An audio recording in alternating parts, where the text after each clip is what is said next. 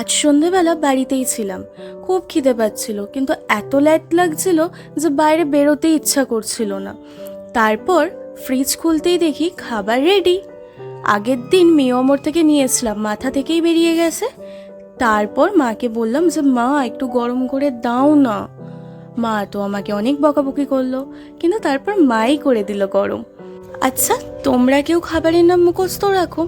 আমি তো বাবা যেটা ভালো লাগে সেটাই নিয়ে নিই, আর তখনের জন্যই অর্ডার দিতে হবে বলতে হবে সেটুকুই বলি, তারপর তো সবই ভুলে যাই। ওর আর কি, এগুলো আমি ওইভাবেই এনেছিলাম, তারপর এনে বাড়িতে খাবো বলে ভুলেই গিয়েছিলাম, আর সেটা আজকে দেখতে পেয়ে মনে পড়লো। তারপর বললাম মাকে, এনে গরম হয়ে গেছে, দাও।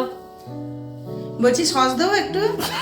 না হ্যাঁ, না, এত হাসছিস কেন?